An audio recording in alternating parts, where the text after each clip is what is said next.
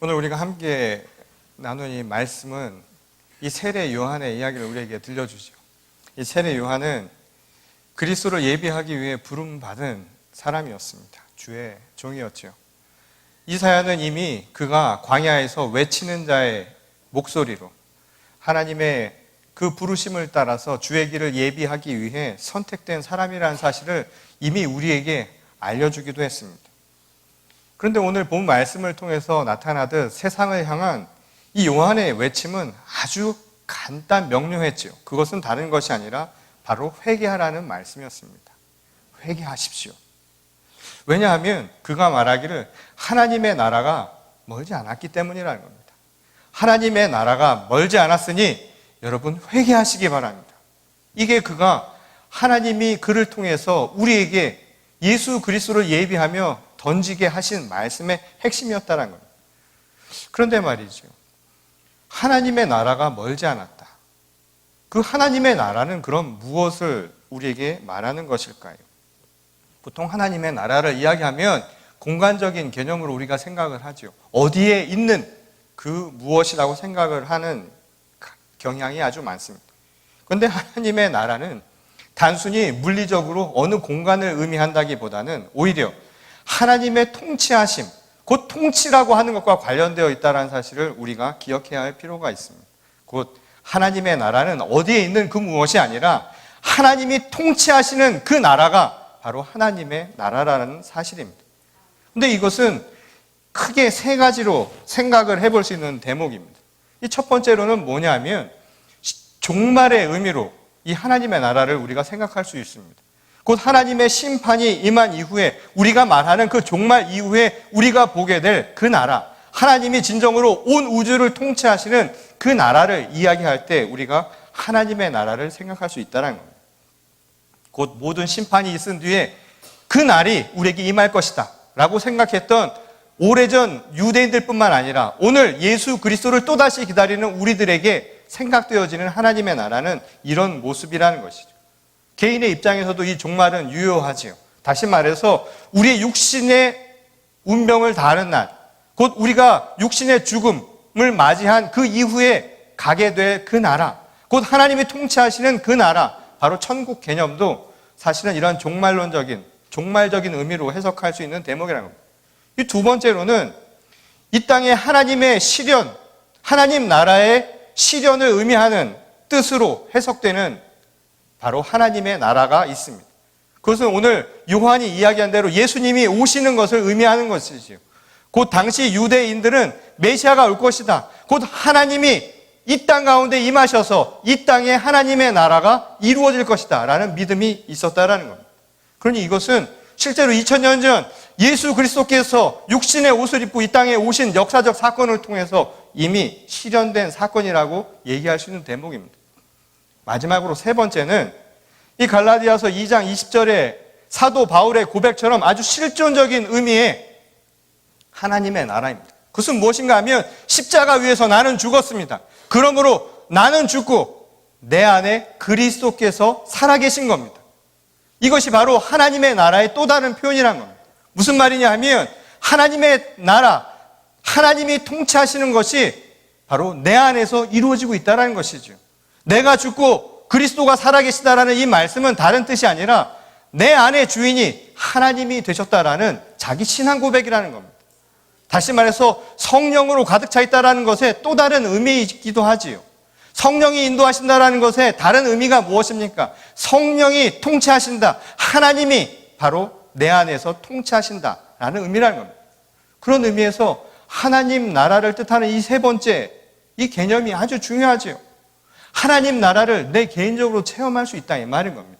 무엇이냐 하면 내 안에 하나님이 통치하시는 것, 내가 주인이 아니라 하나님이 내 삶의 주인이 되는 바로 그 순간에 하나님의 나라를 나는 내 삶을 통해서 이미 체험할 수 있다는 뜻이라는 것이죠.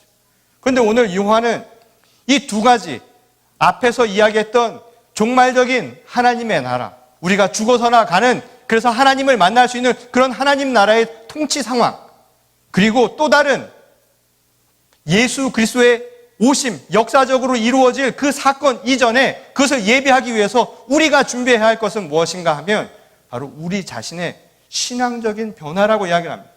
곧 내 안에서 하나님 나라를 먼저 맛보는 것, 내가 하나님 나라를 체험하는 것, 이것이 선행되어야 할 조건이라고 우리에게 가르쳐주고 있는 것이죠.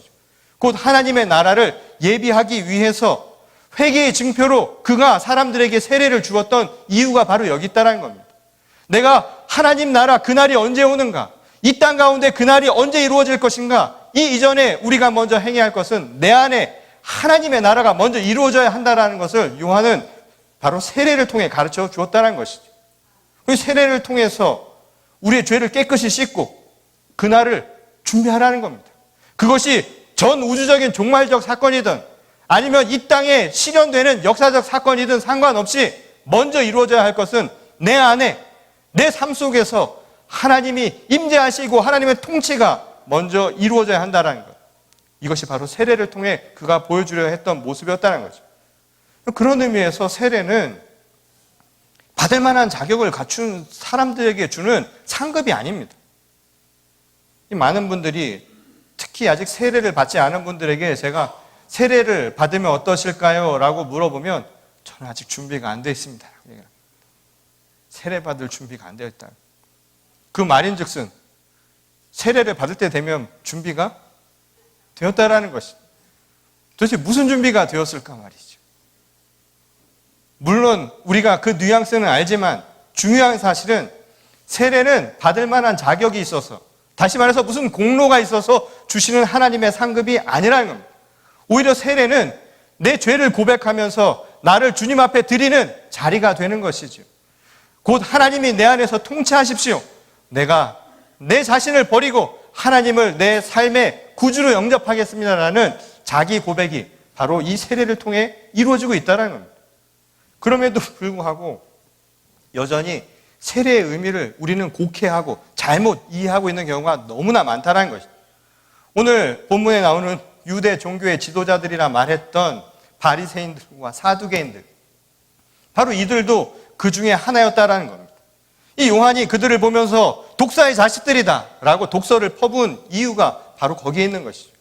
그들은 개인의 완전한 영적인 변화 없이요, 내 삶 속에서 하나님이 통치하시는 그 체험 없이 바로 구원을 얻을 수 있을 것이다, 곧 외적인 하나님의 나라를 내가 얻을 수 있을 것이다 라는 착각 속에 빠져 있었다는 것. 바로 요한은 그것을 이야기하고 있었던 것이죠. 그들이 믿고 있었던 자신의 출신 성분, 내가 유대인이라고 하는 그 이유 하나만으로, 또 율법 가운데 살아가고 있다는 이유 하나만으로 구원을 얻을 수는 없다는 사실을 그들에게 분명하게 이야기하고 있었다는 겁니다. 그 한 예로 오늘 요한은 그들이 심판으로 인한 징벌을 피할 수 있다고 생각한 근거가 무엇이냐라고 묻습니다. 곧 하나님의 나라를 너희들이 어떻게 얻을 수 있느냐, 도대체 무엇을 근거로 너희들이 구원을 얻었다라고 하나님의 나라에 들어갈 수 있다라고 말할 수 있겠느냐라고 묻는 거였습니다. 한마디로 착각하지 말라는 거죠. 이미 자신들은 특별한 존재라고 생각하는 그 착각 속에서 빨리 벗어나라는 일종의 비판이었던 겁니다. 선민의식 속에서 또 율법의 지도자라는 율법의 그늘하에 살았다라는 자신의 현재의 입장만으로 구원을 이야기할 수 없다라는 겁니다. 유대의 혈통이 구원을 증명해 줄 수가 없습니다. 율법에 능통하고 그와 관련된 일을 한다고 해서 그것이 구원을 얻게 하는 길이 결코 아니라는 겁니다. 우리의 배경이요, 오늘날 우리가 타고난 배경이, 또는 우리가 살아가면서 얻게 되는 우리의 소유가, 그게 권위든 우리의 위신이든 또는 그것이 어떠한 자리이든 간에 상관없이 그 자체가 우리를 구원의 길로 인도해 줄 수는 없다는 겁니다. 오늘날 많은 사람들이 울분하고요, 오늘날 많은 사람들이 절망하고 때로는 실망하는 까닭이 무엇일까요? 어떤 사람은 나서부터 갖는 것들이 있고요, 어떤 사람들은 생겨난 것부터 다르다고 생각을 하고 내가 아무리 노력을 해도 되지 않는다라고 생각을 하죠. 그것이 사람들을 실망시키는 것 아닙니까? 하나님이 이 땅을 그렇게 만드셨을까요? 그렇게 불공평하게 만드셨을까 말입니다. 오늘 구원조차도 내가 가진 건, 내가 어디에서 태어나느냐, 나의 가정 배경이, 나의 출신 환경이 어떠냐, 또한 내가 지금 가지고 있는 소유물이요, 내 직업이 어떻고 내가 가진 위치가 어떠냐라고 하는 그 자체가 내 구원을 증명해 줄 수도 없다라는 겁니다. 하나님의 말씀 속에서는 결코 그것이 구원의 근거가 될 수 없다는 사실을 요한은 분명하게 가르쳐주고 있다는 것이죠. 그럼 구원은 내가 잘해서 얻는 상급이 아닙니다. 잘했으니 칭찬받는 그 대가로 얻는 그 무엇이 아니라는 겁니다. 에베소서 2장에서 사도 바울은 이를 분명하게 이야기하지요. 구원은 아무 공로 없이 주시는 하나님의 선물이라는 겁니다. 내가 잘해서가 아니라 하나님이 우리를 향한 그 사랑의 확증으로 주신 주님의 은혜라는 거예요. 아무 값없이 주신 은혜라는 겁니다. 이 말은 결국 무엇을 이야기하는가요? 하나님 나라의 통치가 이루어진다 이 말인 겁니다. 여러분, 하나님 나라의 그 통치를 맛보시려면요, 생각부터 바뀌어야 됩니다. 구원의 주체가 누굽니까? 구원을 이루려고 하는 주인이 누구냐 이 말인 겁니다. 통치하시는 하나님 아닙니까? 그럼 구원도 누구의 몫인가요? 하나님이 주시는 것이다. 바로 이것을 믿으라는 겁니다. 이 은혜를 제대로 아는 것이 그게 바로 믿음이라고 우리에게 말하고 있다는 것이죠. 내가 잘해서 구원을 얻는 게 결코 아니라는 겁니다. 만일 내 행위로 내가 잘해서 구원을 얻는다라고 하면 지금 누가 주인입니까? 구원도 내가 정하는 거 아닙니까? 그러니 구원은 누군가 나를 구원해내는 것인데 내가 나 자신을 구원해내니 그 자체가 모순이 아니고 무엇이겠냐는 거죠. 우리가 불교나 다른 자력 종교랑 다른 게 뭔가요? 내가 잘해서 내 스스로 구원이 되는 것이 아니라 그것은 오직 하나님의 능력으로 그리고 우리를 향한 하나님의 사랑이 바로 우리에게 주어진 은혜이기 때문에 가능한 일이라는 것. 이것이 바로 우리의 믿음 아닙니까? 바로 내 행위가 아니라 그리스도를 통해서 하나님께서 행하신 은혜의 선물이라는 것. 이 사실을 아는 믿음으로부터 구원은 시작된다라는 사실을 바로 우리에게 가르쳐주고 있는 말씀이라는 것이죠. 그러니 사도 바울의 이야기처럼 자랑할 게 한 가지도 없다는 겁니다. 내가 잘해서 얻은 게 아닌데 뭘 자랑할 게 있겠습니까? 오히려 구원은 내 자랑이 아니라 감사의 조건이 되어야 된다는 거예요. 내게 주신 것에 감사해야 할 이유가 되는 것이죠. 그런데 세례 요한의 눈에 비친 당시 종교 지도자들은 이와는 전혀 달랐던 것이었죠. 마치 모든 것이 자기의 능력인 것처럼 자기에게 주어진 조건인 것처럼 자기 자신을 과신하고요. 사람들 앞에 드러내기를 좋아하고 올라서기를 좋아하고 사람들의 눈에 띄기를 좋아하는 모습 속에서 세례 요한은요, 그들의 잘못된 신앙을 바로잡으려 했다는 겁니다. 스스로를 마치 죄가 없는 특별한 사람인 것처럼 생각하고 있었다는 것이죠. 저는 말이죠, 이 대목을 읽으면 저 자신이 굉장히 부끄러워집니다. 요즘 우리가 얼마나 율법 사회화처럼 살아가는 줄 아세요? 목사들 모이는 모임은 사실 이런 모임 같이 보여요. 저 자신도 그렇습니다. 앞에 나오기를 좋아하고 앞에서 드러내기를 좋아하고 앞에 자기 자신의 능력을 과신하기를 좋아하고 말이죠. 그런 건 아닐까요? 저는 가끔씩 부흥회를 가보면 은혜를 우리가 체험해야 되는데 은혜는 뽑아서 체험을 막 합니다. 근데 돌려서 생각하면 다 자기 자랑하고 가는 거잖아요. 자기 성공 사례 이야기하는 겁니다. 그것이 되어서는 안 된다는 겁니다. 오늘 내가 자랑할 것은 한 가지도 없습니다. 오직 하나님의 은혜에 대한 감사뿐이 없다는 것이죠. 이게 우리 신앙인들의 모습이 되어야 돼요. 근데 만약 그것을 잃어버리고 마치 내 것인 것처럼 착각을 하게 되면 어떤 일이 벌어지는 줄 아십니까? 다른 사람과 구별이 되는 거예요. 나는 하는데 왜 너는 못하느냐라는 식의 아나무인격인 상황이 되어버린다는 것이죠. 결국 자기 자신이 모든 것의 주인이 되어버리고요. 내가 곧 하나님의 자리에 앉는 것이고 내가 마치 왕처럼 군림하는 상황이 벌어진다는 겁니다. 그게 남을 심판하면서 결국 자기 자신은 못 보는 것 아닙니까? 결국 자기 자신을 바라보지 못하는 불행한 삶을 살아가는 것 아닐까요? 내 인생을 살아가면서도 나는 보지 못하는, 어쩌면 바깥만 보며 살아가는 어리석은 삶을 살아갈 수도 있다는 겁니다. 그러니 자기를 바라보지 못하는 사람들의 특징이 뭡니까? 부끄러워할 줄 모르는 거예요. 부끄러운 줄을 모르는 겁니다. 우리말에 이런 말이 있죠. 후한무치라고요. 참 말도 잘 졌습니다. 후한 무치가 무슨 뜻인가요? 얼굴이 두꺼워가지고. 이 표현도 얼마나 재밌습니까? 얼굴이 두껍다는 게. 얼굴이 두꺼워서 부끄러운 줄 모른다는 거예요. 얼굴이 두꺼운 게 이 피부가 두꺼운 걸까요? 아니지요. 우리 마음 가운데 내 자신이 너무나 쌓은 게 많아가지고, 나로 쌓은 게 많아서 하나님이 들어오실 길을 철저하게 막아놔서 부끄러운 줄 모른다는 겁니다. 오늘 이 시대에 이런 어려움들이 생겨나는 이유가 다 뭘까요? 후한 무치한 것, 부끄러움을 모르는, 그래서 자기 자신의 성찰을 할 줄 모르는 이 시대가 이런 문제들을, 오늘날 이런 시대의 어두움들을 만들어낸 것은 아닐까요? 양심이 돌처럼 굳어버린 겁니다. 딱딱하게 굳어버린 신앙인들의 모습, 당시 율법의 종교 지도자라고 하는 사람들의 모습이 딱 그와 같았다는 것이죠. 이 말씀은 오늘 우리들에게도 여전히 유효한 말씀입니다. 예수 그리스도를 예비하는, 그래서 하나님의 나라를 준비하는 주님의 자녀로서요, 오늘 우리는 정말 세례 요한의 이야기처럼 회개하는 삶을 살아가고 있느냐 이 말이에요. 나를 돌아보면서 내가 부끄러움을 아는 삶을 살아가고 있는가라고 우리에게 질문하고 있다는 거예요. 여전히 교회 출석하면서 나는 열린 교회 교족에 올라갔다는 사실만으로 구원의 확신을 얻는 아주 놀라운 분들도 있습니다. 적당히 신앙생활하면서 이만하면 된 건 아니냐 말이죠.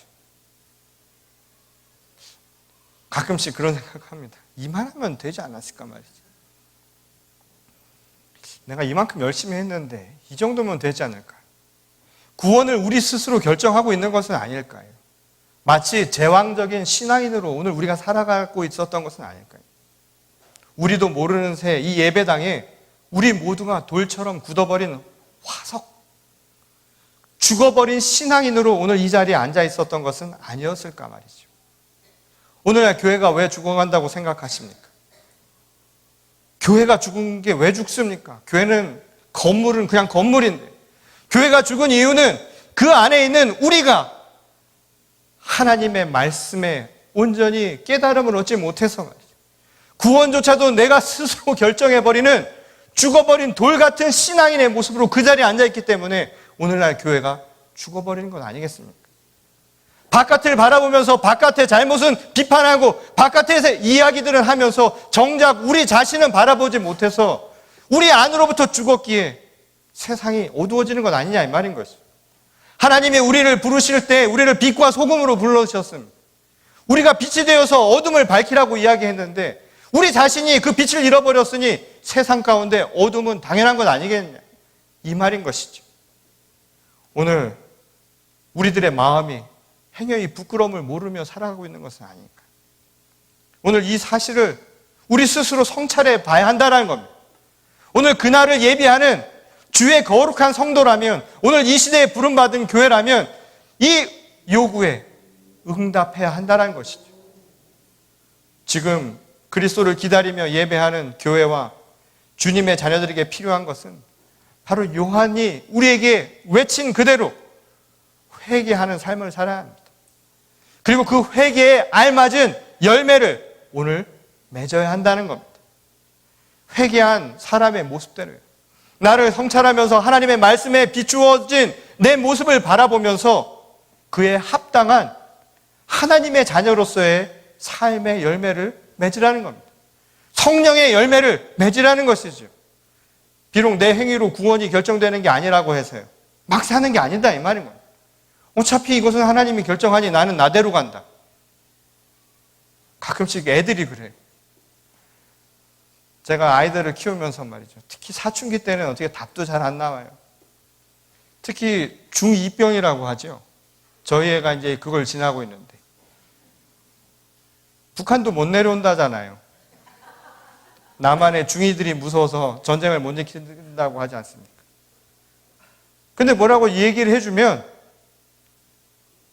그에 대한 이해를 통해서 해석을 해가지고 아, 이런 뜻이구나. 이게 부모님이 나를 사랑해서 이런 말을 해주는 거라고 이해를 하면 좋은데 그때는 그렇게 이해를 안 해요. 애들이 들으면. 난 나대로 갈 거야. 그건 엄마의 생각이고 아빠 생각이고 나는 내 생각이 있어. 내 길대로 갈 거야. 저희 둘째는 그런 얘기를 하더라고요. 중학생인데 요즘엔 빠르더라고요. 자기 인생은 자기가 알아서 할 테니까 걱정하지 말라는 거예요. 근데 걱정하지 말라는데 왜 걱정이 더 되죠? 내가 내 삶에 책임을 지면서 살아가는 것, 그건 당연한 것이죠. 근데 왜 그렇게 하느냐 이 말인 거죠. 내가 그것을 통해서 내가 구원의 주체가 되는 것이 아닙니다. 비록 하나님이 결정하는 것이라 할지라도 내가 그에 합당한 삶을 살아가는 이유는 무엇일까요? 하나님의 은혜를 알기 때문이라는 겁니다. 그래서 믿음대로 살아가는 겁니다. 성화된 삶이라는 게 다른 게 아니죠. 그 감사함을 알아서 살아가는 겁니다. 내가 마음대로 살아가는 것, 막 살아가겠다라는 것, 구원은 하나님의 몫이니 나는 내 몫대로 살아가겠다라는 것, 그건 구원파의 이야기죠. 제가 이런 말을 여기서 해도 될지 모르겠습니다. 지금 한국 교회가 어느 상황인 줄 아세요? 제가 보기에는 거의 80% 정도는 다 구원파예요. 우리도 모르는데 이단이 되어버렸다 이 말인 겁니다. 벌써 구원의 확증을 갖고 계세요. 그 확증이라는 게 어디서 생겨나는 확증입니까? 내가 행하는 것은 보지 아니하고 그냥 하나님의 은혜만 생각하는 거예요. 그래 나는 막 살아도 된다라는 잘못된 신앙을 갖는 것. 내가 하나님의 빛을 따라서 오늘 그 구원의 길에 합당한 삶을 살아가지 않으면 그것은 완전한 것이 될 수 없다는 겁니다. 오늘 성화된 삶을 살아가는 것, 선한 삶을 살아가기 위해서 오늘 그리스도된 자의 삶을 살아가는 것, 회개에 합당한 열매를 맺는 것은 오늘 우리 모두에게 당연한 모습이라는 것이죠. 부모가 사랑해 주니까 이래도 저래도 우리 부모님은 나를 버리지 않으실 거야 라는 생각으로 막 사는, 그거는 어리석은 모습 아니겠습니까? 정말 그 사랑을 깨달았다면, 정말 감사함을 안다면요, 믿음은 감사할 줄 아는 사람 아닙니까? 그럼 그 감사를 아는 사람이라면, 그 믿음이 있는 사람이라면 오늘 그 받은 사랑에 합당한 삶을 살아가려는 것, 회개에 알맞은 열매를 맺기 위해 살아가는 또 다른 모습이라는 것이죠. 예전에 이 한자로 사람인자 4개를 써놓고 이런 풀이를 한 일이 있습니다. 오늘 저 제목을 보고 청년들이 왜 시옷이 4개냐고 해서 새로 나온 말인 줄 알고 스스스스 그러는, 한자로 사람인 넷이죠. 이게 무슨 말일까요? 사람들은 이 4개를 써놓고 이렇게 풀이를 했습니다. 사람이면 다 사람이냐? 사람다워야 사람이지. 모양이 다 사람 같다고 해서 진짜 사람이라고 부를 수 없다라는 거예요. 사람으로 갖춰야 할 인격과 품성이 되지 않으면 완전한 사람이라고 말하기 어렵다라는 것이죠. 금수와 다를 게 뭐 있겠냐는 거예요. 흔히 이런 말들 하죠. 야, 너도 사람이냐? 그 말을 듣는 사람의 마음은 어떨까요? 그게 무슨 뜻을 의미하는 걸까요? 아직 사람이 덜 됐다라는 이야기 아닙니까? 그 품격으로서 완성되지 않았다라는 겁니다. 제가 몇 해 전에, 오래전 얘기지만 10년도 넘은 얘기인데 우리 청년들과 함께 수련회를 간 일이 있습니다. 수련회 끝에 연말이어서요, 제가 청년들을 위해서 안수기도를 그때 했습니다. 그리고 제목을 하나씩 줬어요. 내년도 학생들을, 청년들을 위한 기도 제목을 하나씩 주면서 기도를 해줬습니다. 근데 기도를 하다 보니까 너무 피곤한 거예요. 시간이 너무 지났어요. 자정을 넘어서 기도를 하다 보니까 제가 기도를 하려고 머리에 손을 얹고 기도를 하려는데 기도 제목이 생각이 안 나는 거예요. 그리고 저도 모르게 이야기를 해버렸습니다. 앞에 어떤 사람이 되게 해달라고 기도를 하려고 했는데 그 어떤 걸 빼먹은 거예요. 그래서 사람이 되게 해주십시오. 그 청년에게 내년 한 해 제목이, 그래서 그 청년은 사람이 되게 해달라는 제목을 얻은 겁니다. 그랬더니 그 청년이 집에 가서 얘기를 한 모양이에요. 어머니한테. 그 어머니한테 항의 전화가 왔습니다. 우리 딸이 곰이요 호랑이요 사람이 되게 해달라는 게 이게 말이 되는 기도입니까? 하고 저에게 항의 전화를 했습니다. 근데 다행히도 그 청년은 잘 이해를 했습니다. 아직 본인이 덜 된 걸 알고 있었습니다. 그래서 스스로 그 제목에 대해서 한 해 동안 기도 제목으로 삼겠다라고 이야기를 한 일이 있었죠. 사람이 된다는 거예요. 그냥 보여지는 것이 아니라 내가 그에 알맞는 합당한 열매를 맺지 않으면 아직 완전한 사람이 되지 않았다는 거예요. 이게 바로 우리들의 생각 가운데도 있는 모습이라는 거죠. 그러고 보면 이 한자로 사람인을 보면요, 이 형상도 무슨 모습입니까? 사람이 걸어가는 모습입니다. 사람이 완성된 사람이 되기 위해서 우리는 어디론가 끊임없이 가야만 하는 존재라는 것을 보여주는 단어이죠. 그럼 진짜 진정한 사람의 사람다운 모습은 과연 무엇일까요? 성경은 말이죠, 이를 하나님의 형상을 닮아가는 것이라고 우리에게 가르쳐 주었습니다. 진짜 사람은 하나님의 형상대로 만들었지요.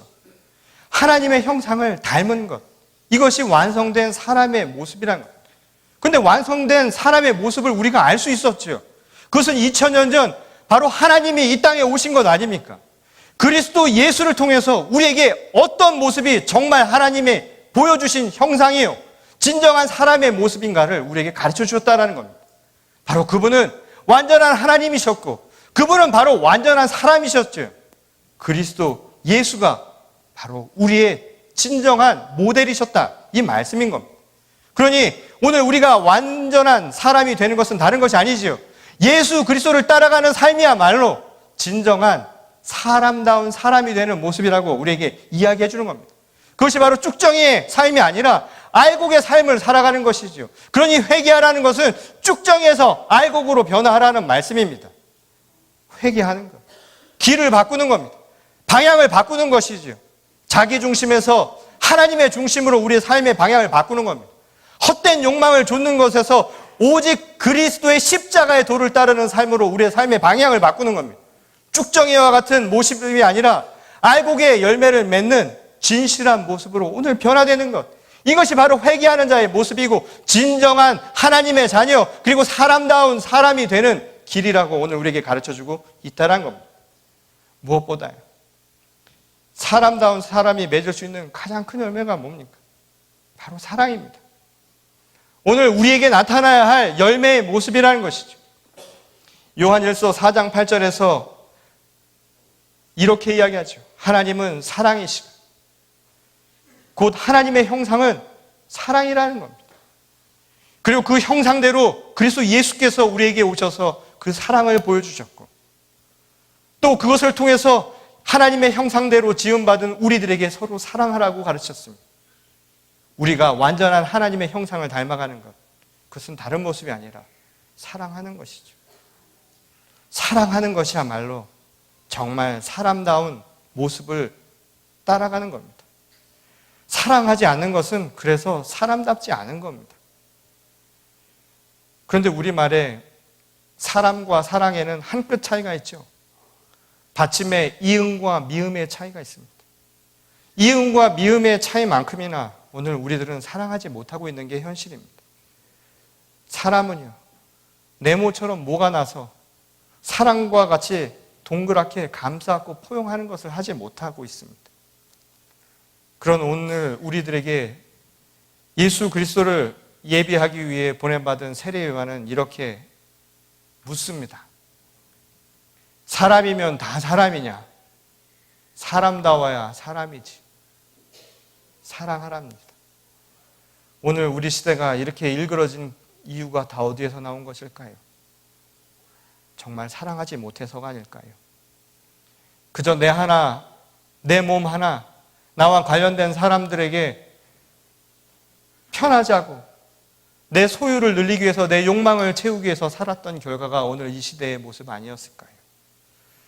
2000년 전 이 땅에 참 사람으로 오신 그리스도를 예비하는 우리들에게 주신 오늘 이 말씀이요, 정말 회개에 알맞은 열매, 정말 사람다운 사람으로 우리가 살아가는 것은 바로 사랑 속에 있음을 기억하시기 바랍니다. 이 사랑으로 우리가 진정한 열매를 맺고요. 내년 한 해에는 정말 사람이 사람답게 살 수 있는 세상을 함께 꿈꾸고, 그래서 사랑으로 하나 더 주는 게 더 기쁜 거예요. 사랑하면 주는 게 기쁘다면서요. 받지 않아도 주는 그 사랑이 우리 시대를 채울 수 있는 하나님의 놀라운 모습이 될 수 있기를 주님의 이름으로 간절히 축원합니다. 우리 다 같이 기도하시겠습니다. 사랑과 은혜가 충만하신 하나님, 오늘 우리에게 주신 이 말씀을 기억하게 하시기를 원합니다. 회개하라. 그날이 멀지 않았으니 회개하고 예배하라는 이 말씀을 잊지 않도록 도와주시옵소서. 진정 사람다운 사람은 다른 것이 아니라 하나님의 말씀대로 진정으로 사랑할 수 있는 마음, 그리고 하나님의 말씀을 내 삶의 주인으로 안고 먼저 내 안에서 통치하실 수 있도록 나를 내려놓을 수 있는, 바로 그 믿음에서 출발한다는 그 사실을 기억하게 하여 주시옵소서. 내가 잘나서 내가 가진 것이 훌륭해서가 아니라 아무것도 아님에도 불구하고 나를 위해 주신 그 사랑이 감사해서 오늘 성화된 삶을 살아가는 주의 거룩한 자녀들이 되게 하여 주시옵소서. 주님, 우리 고국과 이 미국 땅을 위하여 기도합니다. 무너진 질서가 회복될 수 있도록 도와주시고, 상처난 마음들이 회복될 수 있도록 하나님께서 우리들의 눈을 온전히 바라보게 하시고, 자신을 성찰하며 부끄러워할 수 있는 양심들을 갖게 하시고, 그리하여서 하나님의 나라가 바로 이 땅 가운데 실현될 수 있도록 저희 한 사람 한 사람을 하나님께서 변화시켜 주시옵소서. 더불어 이 교회 위에 하나님 복의 복을 더하셔서 하나님의 말씀 속에 거듭나기를 고백하며 나온 주님의 거룩한 자녀들, 이 시간 하나님께서 역사하시기를 원합니다. 불로 성령의 하나님께서 세례를 허락하여 주시옵소서. 이 시간 불과 성령으로 내려지는 그 세례로 말미암아 쭉정이가 아니라 알곡으로 변화되어 돌아가는 주의 거룩한 자녀들이 다 되게 하여 주시옵소서. 그래서 이 교회들이 다시 살아나 이 시대를 하나님의 나라로 이끌어가는 주의 거룩한 일꾼들로 삼아주실 줄 믿사오니 주님, 저희를 주의 도구로 사용하여 주시옵소서. 오로지 하나님께서 우리와 함께 하시고 우리 가운데 역사하시기를 원하오며 우리 주 예수 그리스도의 이름으로 기도드렸습니다. 아멘.